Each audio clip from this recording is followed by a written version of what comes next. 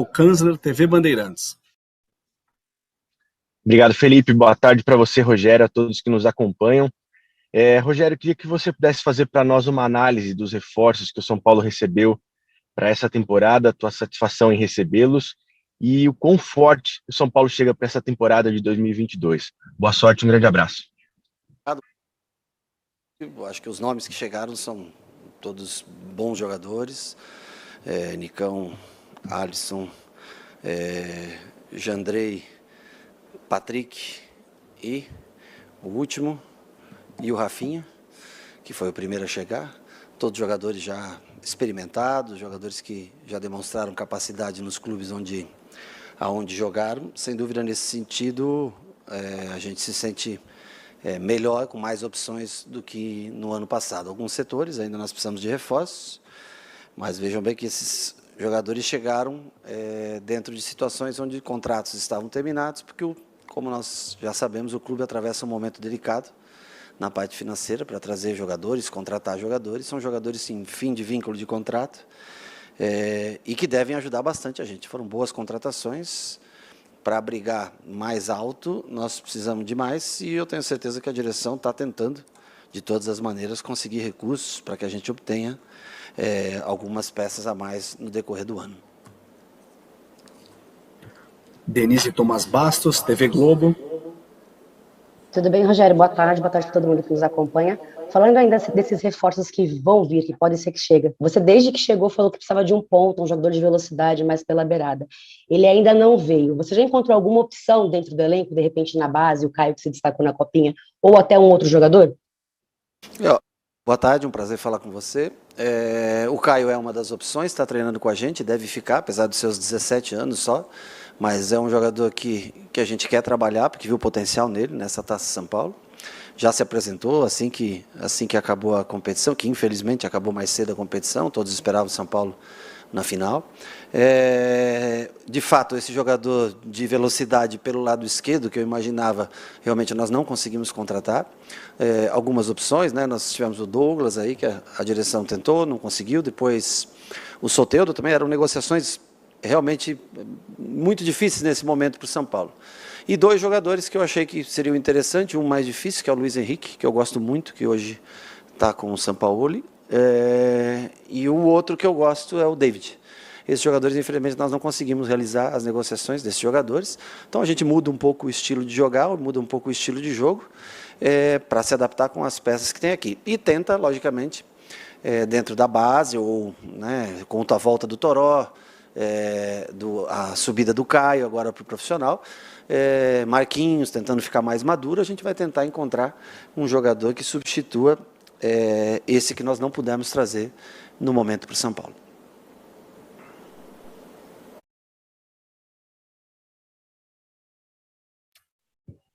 Eduardo Afonso, canais ESPN. Tudo bem, Rogério? Boa tarde a todos que estão na sala e nos acompanhando. Rogério, no ano passado a temporada foi atípica, né? Porque emendou o Campeonato Brasileiro com estaduais, pelo menos aqui no caso de São Paulo, né? São Paulo jogou com o seu Flamengo na época numa quarta e no domingo já estreou no Paulistão. Esse ano você teve aí 15 dias para trabalhar, não é o ideal, mas já é uma diferença gritante para o ano passado. O São Paulo estipulou algumas metas de conquista, entre elas está o Campeonato Paulista, como meta a conquista do bicampeonato. Isso traz alguma pressão ao São Paulo maior? E isso pode trazer um desgaste tão grande ao elenco como custou esse desgaste o restante da temporada depois da conquista do título do ano passado? Obrigado e boa sorte. Eu acho que o São Paulo, qualquer campeonato, não é o Paulista, né? O São Paulo gostaria de ganhar o Campeonato Brasileiro, gostaria de ganhar as maiores competições do ano. Esse é o desejo que a gente tem. Conforme o tempo vai passando, nós vamos conseguir ter uma noção exata de onde a gente pode chegar, né? Mas a briga é sempre pelos títulos. Ser campeão paulista traz pressão? Não, todo jogo do São Paulo é uma pressão, né? Times grandes são dessa maneira. E nós não vamos desgastar o elenco como no ano passado, porque nós tivemos férias esse ano, né? Nós tivemos os 30 dias de férias. O que nos atrapalhou bastante na pré-temporada foram, acho que 16 jogadores que contraíram Covid, ou na primeira semana, ou na segunda semana, ou no momento estão com Covid. Isso atrapalhou bastante. além do Luciano, que voltou com uma lesão, acho que na panturrilha, se eu não me engano, e o Luan, que voltou a sentir algumas dores naquela lesão do ano passado. Então, assim, nós não conseguimos trabalhar, acho que só 8 atletas conseguiram trabalhar ininterruptamente esses 15 dias. Isso realmente atrapalhou bastante a gente na preparação. Mas nós vamos rodar o máximo de jogadores possíveis, independente de resultado. Nós vamos tentar dar ritmo de jogo para encontrar o time ideal com o passar das primeiras rodadas. Esse, ao menos, é que eu acho o meu objetivo, como eu vejo. Guilherme Pradella, Rádio CBN. Tudo bom, Rogério? Boa tarde para você. Rogério, lembro que no ano passado, a tua primeira coletiva foi logo depois do jogo contra o Ceará e você teve só uma sessão de treinamento na noite anterior. Você, inclusive, no dia tinha assinado já o contrato. E depois dessa partida contra o Ceará, a gente perguntou na coletiva de imprensa como é que você tinha chegado naquela escalação, e foi um time que até jogou bem. Se não me engano, você montou um losango no meio campo, tinha o Lisieiro, o Saro, o Benítez. Depois no jogo contra o Inter você mudou, você colocou um time com 3 zagueiros, pensando nas características do adversário. Com o tempo que você teve, 15 dias de treinamentos com quase todo mundo do elenco que você acabou de citar, teve as férias que imagino que você deve ter pensado também com relação ao time, com as contratações, quais características o São Paulo vai ter, sabendo que não chegaram todos os atletas que você queria, mas tem um elenco muito recheado de opções nesse momento? Obrigado. De nada, a minha primeira entrevista realmente foi contra o Ceará, meu contrato foi assinado bem depois, só em dezembro. Eu vim aqui no intuito de ajudar naquele momento, então foi assinado já para o fim, já agora nesse fim de ano é que nós acabamos assinando o contrato. Até então, o que valeu foi a palavra de um com o outro. Com relação a não ter a peça de lado que eu queria, muda-se um pouco o sistema. Eu pretendo utilizar muito mais a linha de 4 do que a linha de 3 zagueiros, jogar com linha de 4. Devido a não ter esse jogador de lado de força ainda, ou não ter encontrado nem na contratação, e ainda não ter desenvolvido um jogador para essa função, talvez mude um pouco o sistema de jogo do 4-2-4, como nós jogávamos, ou pretendíamos jogar muitas vezes, e pretendo utilizar a força física dos atletas para compensar contra alguns times que têm mais opções, mais jogadores diferenciados, um número maior de jogadores diferenciados.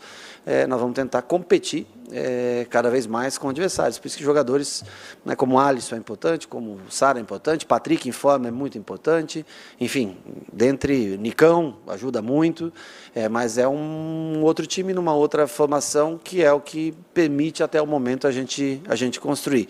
Mas a principal mudança talvez desse ano para o ano passado seja uma tendência maior em linha de 4 do que linha de 3. Priscila Senhorães, TNT Esportes. Rogério, tudo bem? Boa tarde.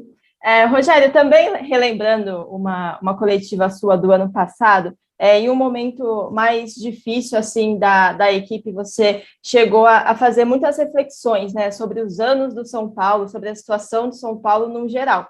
E aí você falou que achava que o São Paulo teria anos difíceis, né? Se tratando dessa temporada, você acha que é mais uma questão do torcedor do São Paulo alinhar as expectativas de acordo com a realidade do clube, ou você acha que é ok, que é viável, né, e justo o torcedor esperar uma temporada com títulos, tendo em vista o elenco do São Paulo e também os adversários, né, o nível dos adversários, tendo em vista o futebol brasileiro num todo? Obrigada. É uma pergunta bem colocada e muito difícil de ser respondida para você. Eu acho que o São Paulo tentou fazer seu melhor, montar o melhor possível elenco. Eu falo porque no passar dos anos, no próximo ano, por exemplo, há chance de uma renovação maior ainda de jogadores mais jovens vão estar mais maduros, o clube esteja numa condição financeira melhor, acredito, para o ano que vem do que para esse ano. Mas isso não nos dá o direito de jogar fora qualquer expectativa de título. O torcedor, ele vive desse sonho, vive das conquistas, né? O torcedor, a gente ganha. Eu lembro na nossa época, quando ganhava títulos e títulos, como crescia a torcida do clube, né? Naquele momento, né? E nós temos que voltar a tentar fazer isso. Eu vejo ainda alguns times à frente do São Paulo no Brasil, alguns times com mais elenco, maior número de jogadores para determinadas posições, com reposições do mesmo nível, com maiores investimentos, mas nós vamos tentar fazer o nosso melhor dentro das condições que são oferecidas para a gente aqui. Vamos tentar brigar por cada vitória que for possível. Bruno Carvalho, Portal UOL.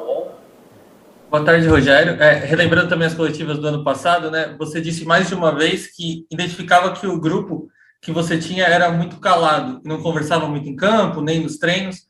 Eu queria te perguntar se nesses reforços você já percebeu uma mudança no elenco e se esse foi um dos argumentos para trazer esse tipo de jogador, esses 5 que foram contratados. Mas eu espero que a gente tenha uma comunicação melhor, que a gente consiga se comunicar mais dentro do campo, porque isso é importante realmente para um melhor posicionamento da equipe, para que se mantenham mais atentos durante o jogo inteiro. Marcelo Bacejo, Gazeta Esportiva. Boa tarde, Rogério.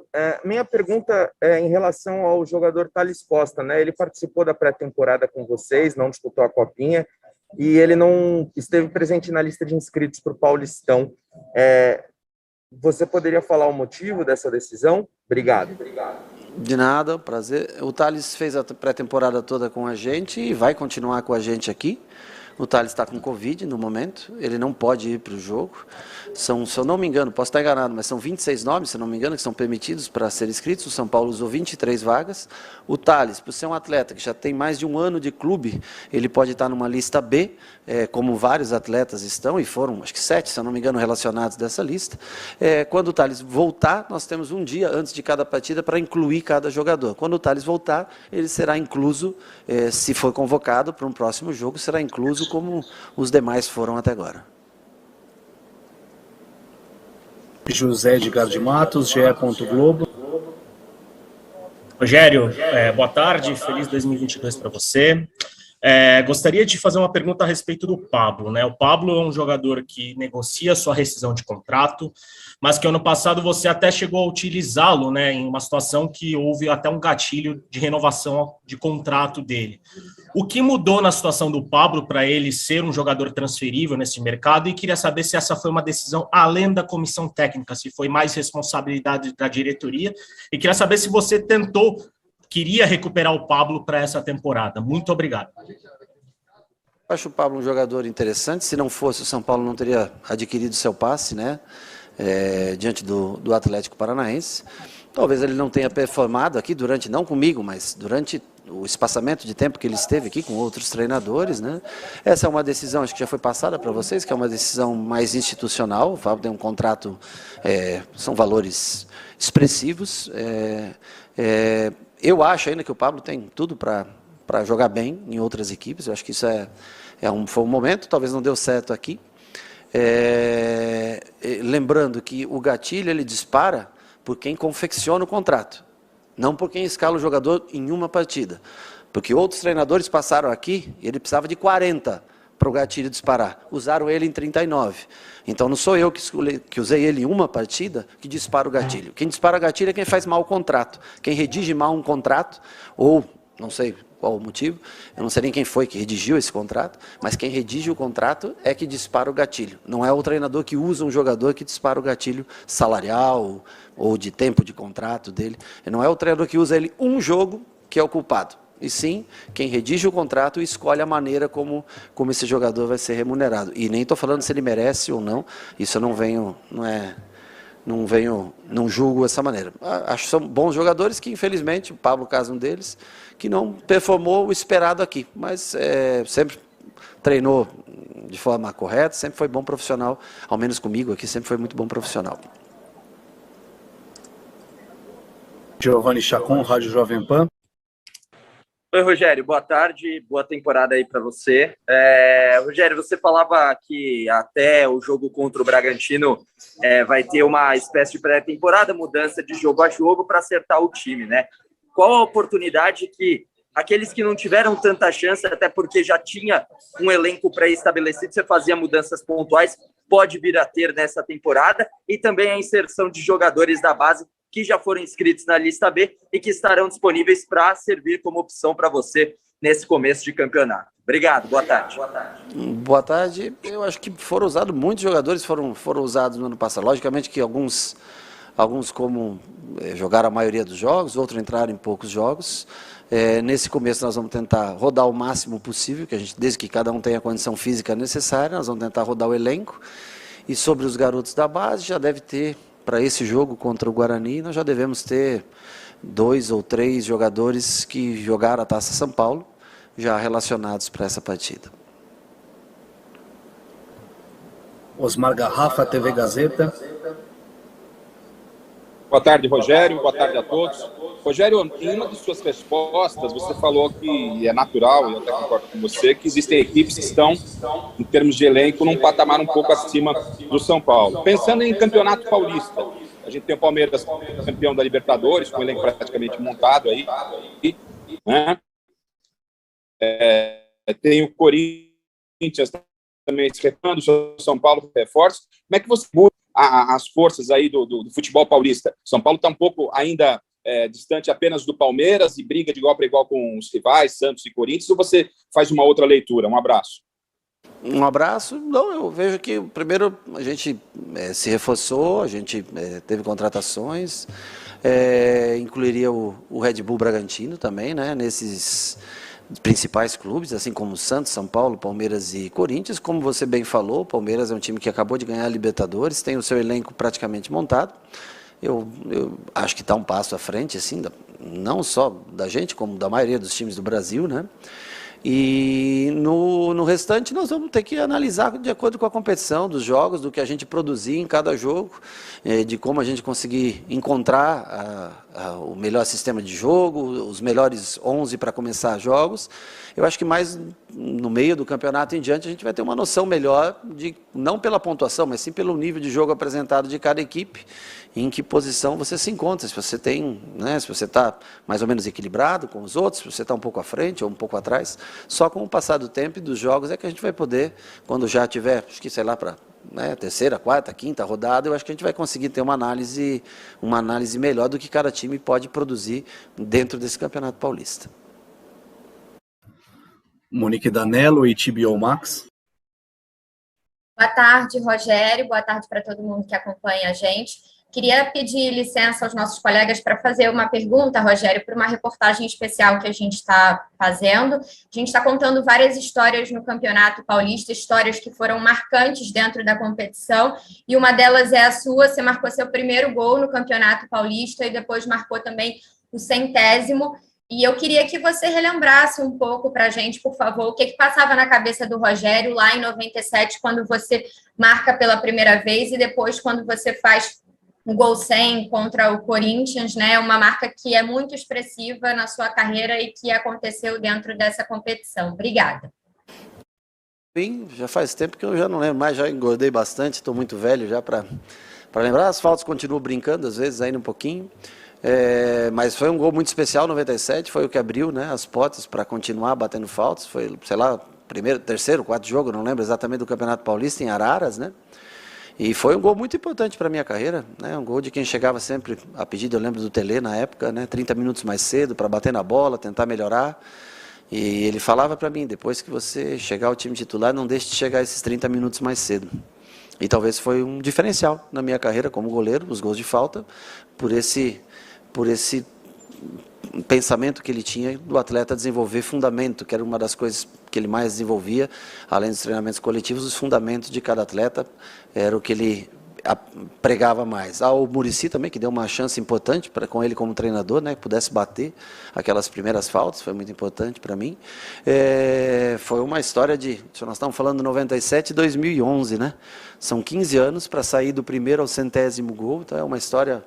eu acho, né, uma vida, uma carreira no futebol, e para mim, eu acho que dentre esse primeiro e o 100º tem um gol muito importante, que também em Campeonato Paulista, que contra o Santos, em 2000, o gol na final daquele Campeonato Paulista, o único gol que eu fiz em final de campeonato, e para mim tem um gol belíssimo, plasticamente falando, também foi um gol muito importante na minha carreira, porque foi o meu segundo título paulista, 98 nós havíamos ganho, mas aquele marcando um gol, eu lembro, Raí de volta naquela época, né? Foi um momento importante para mim. Então, acho que além do primeiro, o 100º, que foi contra um rival e sem dúvida nenhuma para o torcedor tem um sabor muito especial, mas esse da final de 2000 também foi um gol muito importante para mim.